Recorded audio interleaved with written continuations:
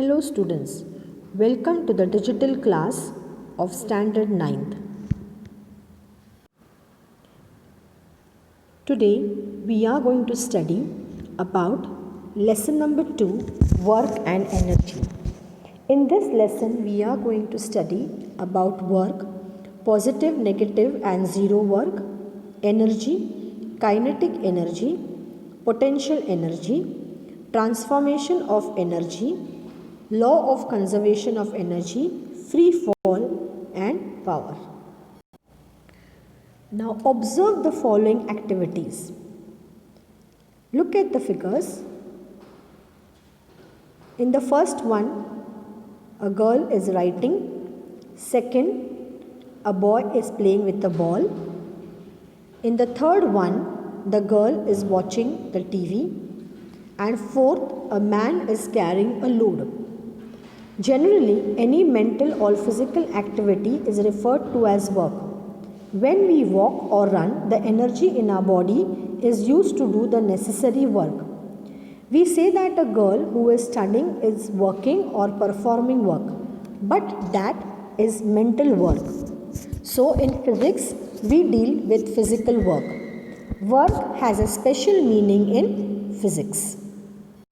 So, here, work is said to be done only when a force applied on an object causes displacement of the object. Means we say that work is done only when the object is displaced when some force is applied. Work done by a force acting on an object is the product of the magnitude of the force and the displacement of the object in the direction of the force.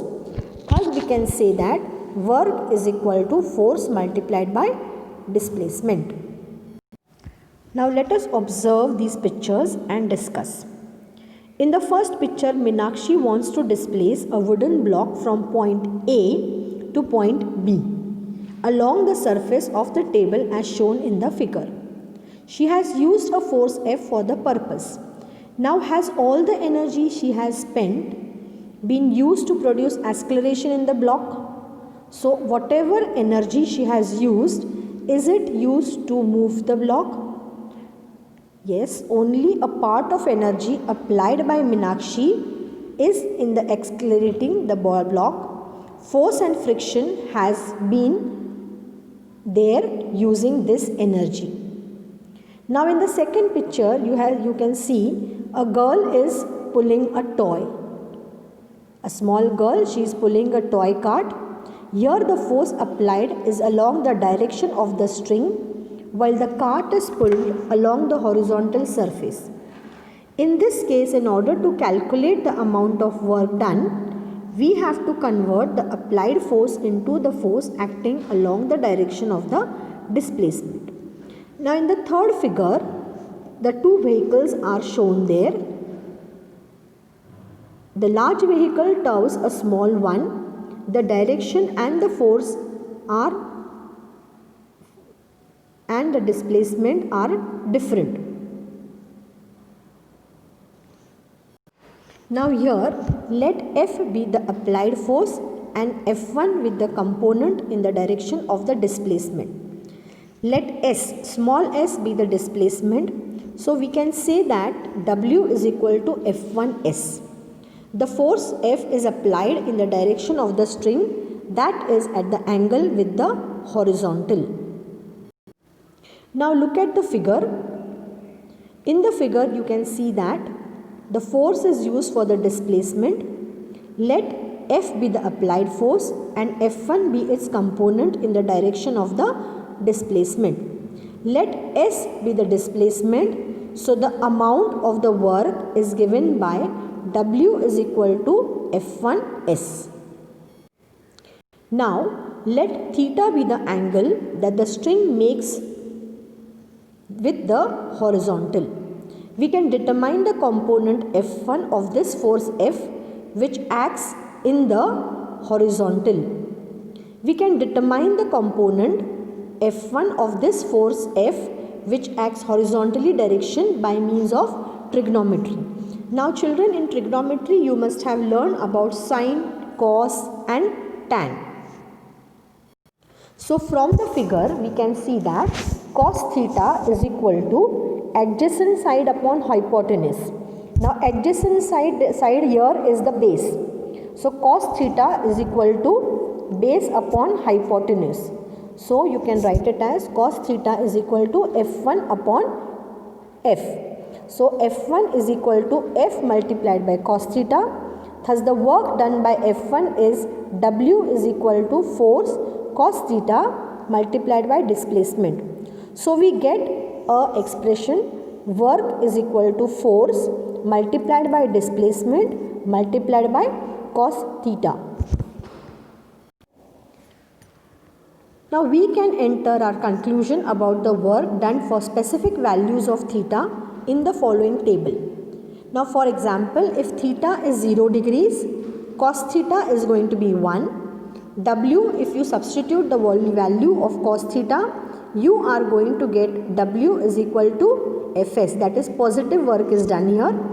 If the theta is 90 degrees, we have cos theta is equal to 0. So work done is 0. When we put the values of cos theta in the formula, you get 0 work. And if the theta is 180, cos theta is minus 1, negative 1. So you get the negative work. So our conclusion is, if the theta is 0 degrees, positive work is done. If theta is 90 degrees, 0 work is done. And if theta is 180 degree, negative work is done. Now here, work is equal to force into displacement. The unit of work in the SI system is Newton and the unit of displacement is meter. So we get the expression that 1 joule is equal to 1 Newton multiplied by 1 meter. So the unit here is 1 joule, that is 1 Newton into 1 meter. In CGS system, the unit of force is dyne, that is we have already studied in the previous chapter, and that of displacement is centimeter. Here the unit of work done is dyne centimeter. It is also called as erg. This whole paragraph you have to learn it, children. The unit of work in SI system is joule and in CGS system it is erg. The relationship between joule and erg is given as follows.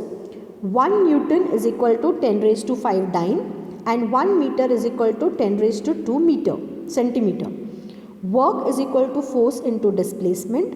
1 joule is equal to 1 Newton multiplied by 1 meter. So 1 joule is equal to 10 raised to 5 multiplied by 10 raised to 2. The answer is 10 raised to 7. So we get the expression 1 joule is equal to 10 raised to 7 dyne centimeter, or you can also write it as 1 joule is equal to 10 raised to 7 erg. Now look at the following examples. Pushing a stalled vehicle. Now see, a man is pushing a vehicle.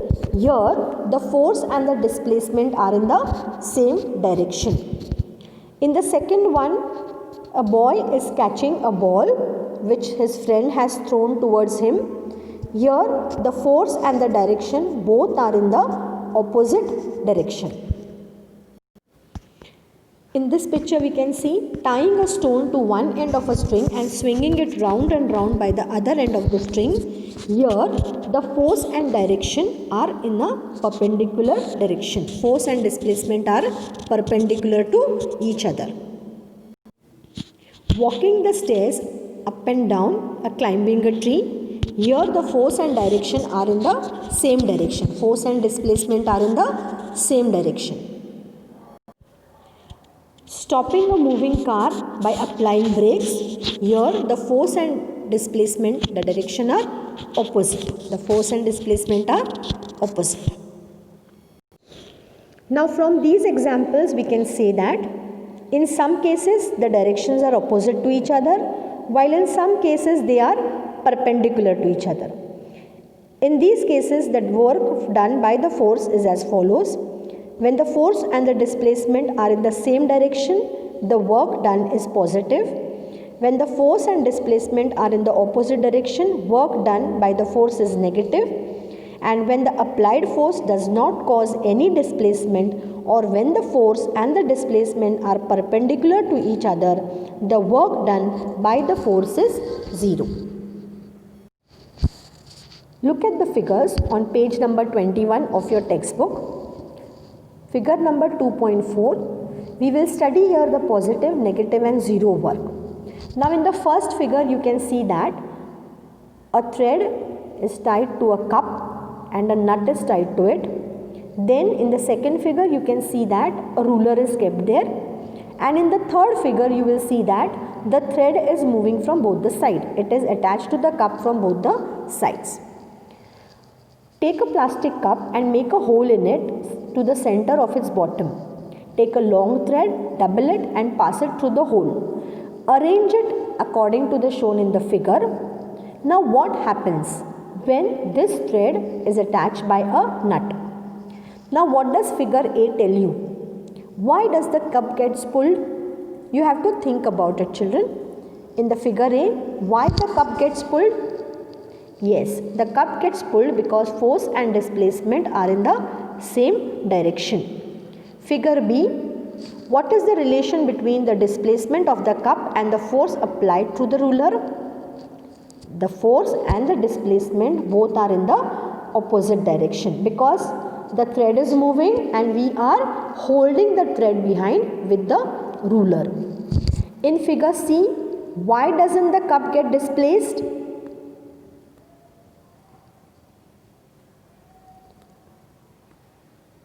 In figure C, why doesn't the cup get displaced? Yes, the cup is not displaced as two equal forces are working in the opposite direction. In the fourth figure, what is the type of work done in figure A, B and C? In figure A, the work is positive. In figure B, the work is negative. And in figure C, the work is 0.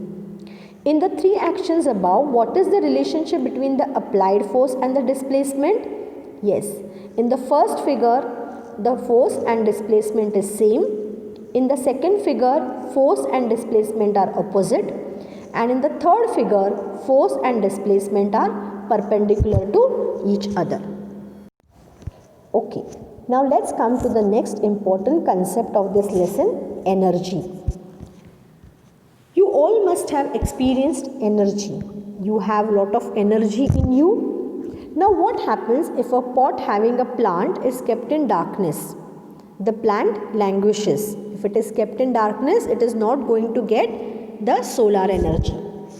On increasing the volume of a music system or a TV beyond a limit, the vessels in the house, they start vibrating. Third figure, collecting sunlight on a paper with the help of convex lens burns the paper. Here you can see some different forms of energy. Now which are they? The unit of energy and work is same joule, and in CGS system it is erg. So we see different forms of energy: mechanical, heat, light, sound, electromagnetic, chemical, nuclear and solar. We have studied all these different types of energy in our previous classes. In this chapter we are going to study two forms of mechanical energy, namely potential energy and kinetic energy. The two forms of energy which we are going to study in this lesson are potential energy and kinetic energy. Now see these examples. A fast cricket ball strikes the stumps. What happens to the bells? Yes, they move far away. The striker hits a coin on the cardboard. Yes, the coins move forward. One marble strikes another in the game of marbles. From the above examples, we understand that when a moving object strikes a stationary object, the stationary object moves. Thus, the moving object has some energy, part or all, which is shared with the stationary object, thereby setting it in motion. Means any object which is at a stationary position is moved by the other object which is moving. So we see that Kinetic energy is an energy which an object has because of its motion is called as kinetic energy. The work done by the force to displace a stationary object through a distance is the kinetic energy gained by the object. So kinetic energy is equal to work done on the object. Kinetic energy is equal to force multiplied by displacement. What is kinetic energy? The word kinetic is derived from the Greek word meaning to move. Means we see that when any object is moving with a certain energy, that movement is caused because of the kinetic energy. The word energy is the ability to move. Thus, kinetic energy is the energy of the motion, its ability to do the work. The faster the body moves, the more kinetic energy is produced. The greater the mass and the speed of the object, the more kinetic energy will be there. You all will open your textbook page number 23 when we are going to study the expression for kinetic energy. Now we are going to find out the formula for kinetic energy. Now suppose a stationary object of mass m moves because of an applied force. U is going to be the initial velocity. Some force F is going to be applied to it. This generates an acceleration A in the object, and after time t, the velocity becomes V. The final velocity becomes V. The displacement during this time is S.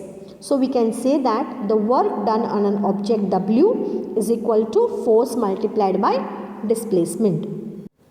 Now according to the second law of motion, we know that F is equal to ma, that is mass multiplied by acceleration. We already know the formula of S, that is the third kinematical equation. S is equal to ut plus half at square.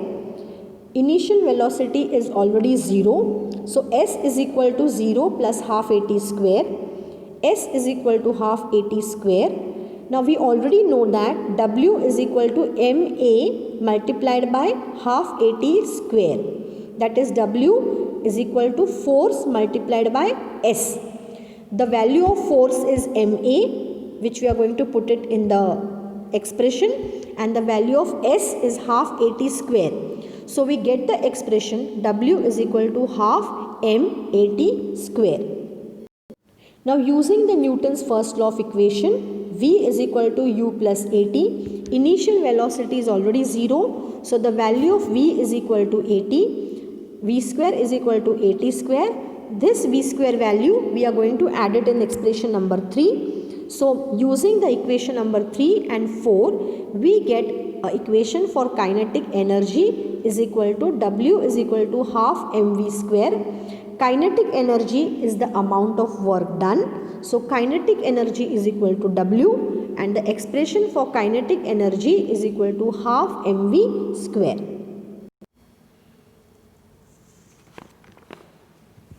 Now look at the following examples.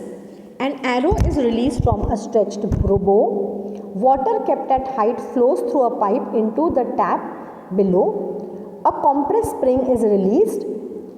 The words which describes the state of object in these above examples is potential. Means there is some energy stored in all these objects. So we can say that the energy stored in an object because of a specific state or position is called as potential energy. Now for example, hold a chalk at a height of 5 cm from the floor and release it. Now stand up straight and then release the chalk. Is there any difference in the results of the two activities? Yes. You have to note it down. Like if you hold the chalk from 5 cm height and release it, how does it come down? And if you stand up straight and then release it, how does it come down? So we can say that potential energy is energy due to the position. The word potential means that something is capable of becoming active. Systems or objects with potential energy are able to exert forces as they change to other arrangements. Now let us get an expression for potential energy. Now to carry an object of mass m to a height h above the earth's surface, a force is going to be used. We are going to use the force. If we want to lift any object which is having the mass m to a height h, we are going to use it against the direction of the gravitational force. So here the force applied is mg, mass multiplied by the gravitational force. Now work is equal to force into displacement. Here force is mg and height is h. So W is equal to mgh. Now here W is the potential energy. So we get the expression for potential energy is equal to mgh. Mass multiplied by gravitational force multiplied by the height. Now look at the figure. Ajay and Atul have been asked to determine the potential energy of the ball of mass m kept on the table as shown in the figure. Now what answers will they get? Will they be different? Or what you can see? Yes, the potential energy is different. Both the boys are having different energy levels. The height of the ball with respect to Ajay and Atul are different. So naturally the height is going to be different for both the boys. So that is why the potential energy with respect to them is going to be different. We already know the formula for potential energy. So here mass of both the boys is different, the height is different. So the potential energy is going to be different. Now let us see the transformation of energy. Which are the different forms of energy? We have seen many different forms of energy. Now let us see in these following examples. A stretched piece of rubber, yes, it has potential energy. Fast moving car, kinetic energy. The whistling of a cooker due to the steam, stored potential energy or solar energy, sound energy. The whistling of a cooker due to steam, sound energy. The crackers exploded in Diwali, sound energy, light energy and chemical energy. A fan running on electricity, electrical energy. Drawing out pieces of iron from a garbage using a magnet, kinetic energy. Breaking of a glass window pane because of a loud noise, mechanical energy.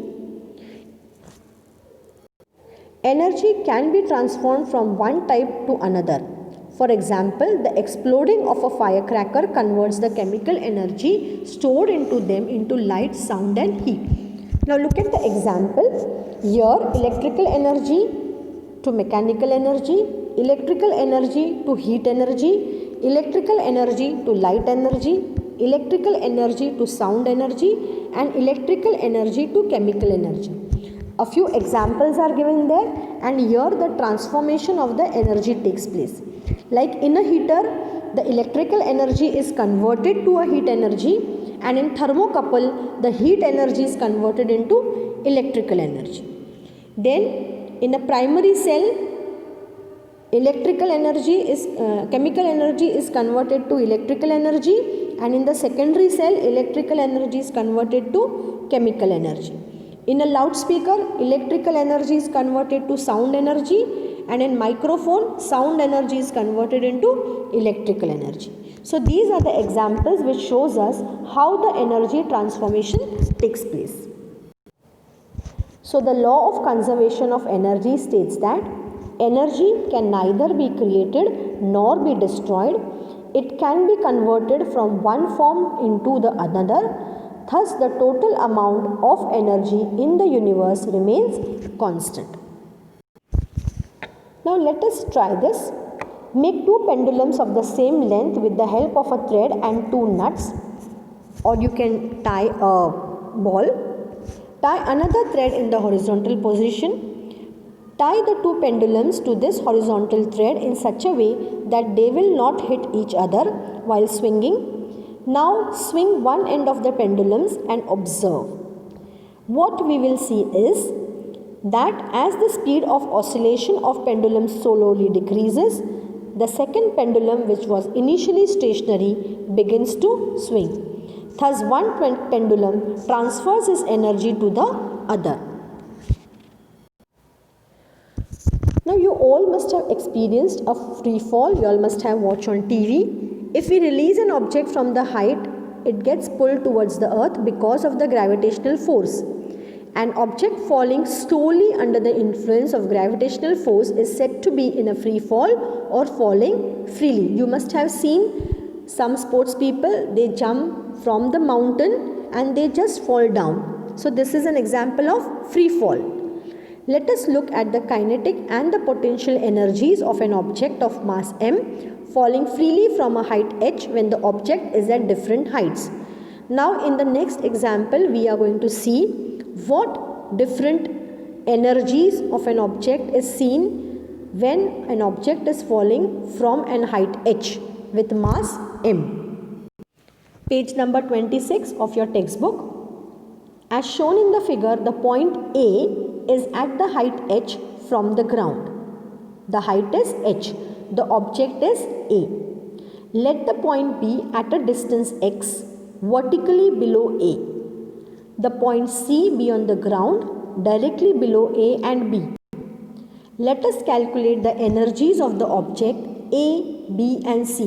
Means when the position is at A, the object is at the A position, the object is at the B position and the object is at the C position. So we are going to calculate the energy when it is at position A, B and C. When the object is stationary at A, naturally there is no velocity, so initial velocity is going to be 0. So kinetic energy is equal to mass multiplied by velocity square. So here kinetic energy is going to be 0 and potential energy is also going to be mass multiplied by gravitational force multiplied by height.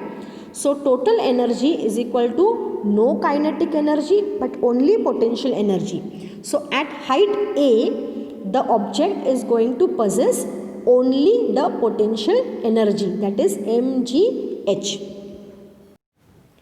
Now at the second point, let the velocity of the object be vb.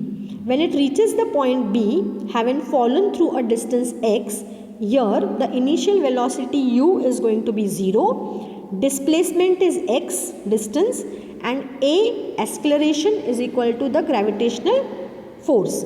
So v square is equal to u square plus 2as. When we substitute the values, we get the expression kinetic energy is equal to mgx. Now why mgx? Because mass, gravitational force and distance. Now PE, potential energy, is equal to mass multiplied by gravitational force. Here x is going to h minus x. Here the h is, the distance from B to C is going to be h minus x. So when we substitute the values, we get the total energy is mgh. At the second position, that is at the position B, the total energy is mgh. Now the third, let the velocity of the object be vc. When it reaches to the ground near C, here the initial velocity is 0, the distance is the height and a is equal to g. When we substitute the values in the expression of kinetic energy, we get the expression half is equal to, kinetic energy is equal to half mv square, that is equal to half m multiplied by 2gh. So again we get the expression is total energy is equal to mgh. Now if you see, you have seen in all the three equations that total energy is equal to mgh. Thus, every object has potential energy when it is at the height above the ground and it keeps on getting converted to kinetic energy as it is coming towards the ground. On reaching the ground at point C, all the potential energy gets converted into kinetic energy. But at a point during the fall, the total energy remains constant. So we can see that total energy is equal to potential energy plus kinetic energy. So at point A, potential energy is mgh, kinetic energy is 0. So we get total energy is equal to mgh. At point B, it is again mgh. And at point C, again it is mgh. So we can say that the total energy from the time the ball has come from, the object has come from point A to point C, it is possessing the potential energy, and at point C the potential energy gets converted to kinetic energy. Now let us come to the third important aspect of this lesson, power.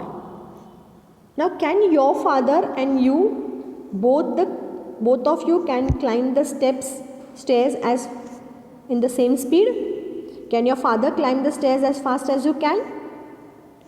Will you fill the overhead water tank with the help of a bucket or an electric motor? Yes, we are going to fill it with the electric motor. Now suppose Rajeshri, Yash and Ranjit have to reach the top of a small hill. Rajeshri went by car, Yash went cycling and Ranjit went walking. If all of them choose the same path, who is going to reach the first? Yes, Rajeshri, Yash or Ranjit, who is going to reach the first? Okay. And who will reach the last? Think about it. So, what are we going to get from these examples? It is something related to power. So, in all the above examples, the work done is same in each example, but the time taken is different. The fast or the slow rate of the work is expressed in terms of power. So, power is the rate at which the work is done. If W amount of work is done in time T, then we can say that power is equal to work upon time. Power is equal to W upon T. In SI system, the unit of work is joule. So, the unit of power is joule per second. This is also called as watt. 1 watt is equal to 1 joule per 1 second. In the industrial sector, the unit used to measure power is called as horsepower. So underline 1 horsepower is equal to 746 watt. Now where you have seen this watt? You can see in your electric bill, the one which you get it at home, how the energy, the power is calculated. It is calculated in watt.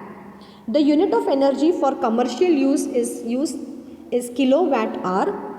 1000 joule work performed in 1 second is 1 kilowatt power. So we get 1 kilowatt hour is equal to 3.6 into 10 raised to 6 joule.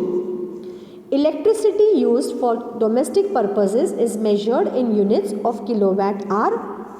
A homework for all of you children. Today you will see your light bill which is coming to your house, and you will note down the units, how many units are used in a month. You will calculate it with the rate, and then you will note it down how much bill you are going to pay for this month. So this is one of your assignment.